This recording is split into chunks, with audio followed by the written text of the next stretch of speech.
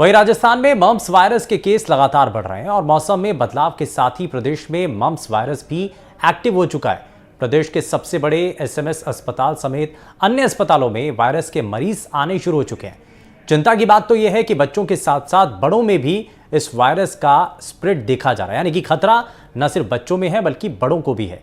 अब इसके कारण कुछ मरीजों को सुनाई देना बंद हो रहा है, जैसे कुछ इस तरीके की शिकायतें मिल रही हैं। मम्प्स वायरस एक ऐसी बीमारी है जो आमतौर पर चेहरे के दोनों तरफ के ग्लैंड को प्रभावित करती है और इस वायरस के कारण शरीर के दूसरे हिस्से को वो प्रभावित करती है।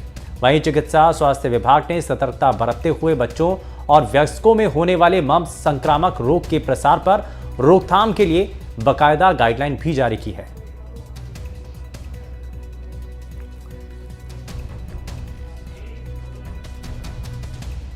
राजस्थान में मौसमी बीमारियों के चलते हुए जो हॉस्पिटल्स हैं उन पे मरीजों का भार लगातार बढ़ता जा रहा है। तो वहीं पे एक चिंता का विषय ये बना हुआ है कि लोगों के जो गले के अंदर एक प्रॉब्लम्स हो रही है, जिसकी वजह से उन्हें सुनने और बोलने में काफ़ी प्रॉब्लम होती है, जिसकी वजह से लोग लगातार ईएनटी डॉक्टर्स के पास आ रहे हैं। मैं इस वक्त जयपुर के सबसे बड़े अस्पताल में हूँ, एसएमएस अस्पताल है, जहाँ पे मैं डॉक्टर से भी बात करूँगा, ईएनटी के डॉक्टर हैं, उनसे भी मैं बात करूँगा उनका क्या कहना है। क्योंकि मौसमी बीमारियाँ एक तरफ है तो दूसरी तरफ इस तरीके की अगर बीमारी आ रही है तो उसको लेके जो यहाँ की टीम है, डॉक्टर्स की टीम है, वो किस तरीके की तैयारियां कर रखी।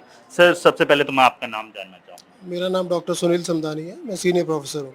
सर, अभी जिस तरीके से एक रूमर्स कह सकते हैं, मम्स जो एक जो बच्चों के अंदर बीमारी होती है, उसके चलते हुए बच्चों के अलावा बड़ों के अंदर भी ये बीमारी आ रही है और उसके चलते काफ़ी लोगों के सुनने की क्षमता नहीं है।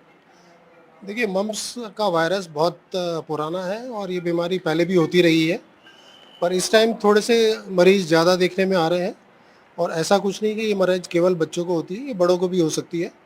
और इससे कोई बहुत ज़्यादा घबराने की ज़रूरत तो नहीं होती है। आमतौर से रिकवरी स्पॉन्टेनियसली हो जाती है। सिम्प्टोमेटिक ट्रीटमेंट की ज़रूरत होती है, जिसमें एंटीबायोटिक्स का रोल बहुत कम है। और कुछ इसके कॉम्प्लिकेशंस हैं जिसके बारे में थोड़ा सा जानकारी होना जायज़ है, मरीजों के लिए भी और डॉक्टर्स के लिए भी। जैसे कि कान की नस में कोई वायरस का इन्फेक्शन दूसरे वायरस भी कर सकते हैं, मम्प्स वायरस भी कर सकता है, तो उसमें सुनने की शक्ति कम होने की संभावना रहती है, बट बहुत कॉमन नहीं है। दूसरा जो कॉम्प्लिकेशन होता है वो एक पैंक्रियाज करके ग्रंथि होती है, तो उसमें भी इन्फ्लेमेशन इसकी वजह से वायरस का जा सकता है, जिसमें पेट दर्द वगैरह बता सकता है। तीसरी जो समस्या होती है इसमें, जो ब्रेन का कोई हिस्सा होता है, इसमें एनकेफेलाइटिस करके इन्फेक्शन होने की संभावना रहती है। और जो जननांग है जिसमें कि टेस्टिकल्स वगैरह होते हैं, तो उसमें ऑर्काइटिस या फीमेल में जो ओवरीज है उसमें भी इन्फेक्शन जाने का चांस रहता है। बट ये सारे कॉम्प्लिकेशंस बहुत कॉमन नहीं है। ज़्यादातर केसेस में रिकवरी कंप्लीट हो जाती है कुछ दिनों में। पेशेंट को ज़रूर थोड़ा आइसोलेट करके रखना चाहिए कि वो दूसरों के संपर्क में ना आए, क्योंकि जनरली जो मरीज होता है वो एक दूसरे से फैलने की संभावना ज़्यादा रहती है।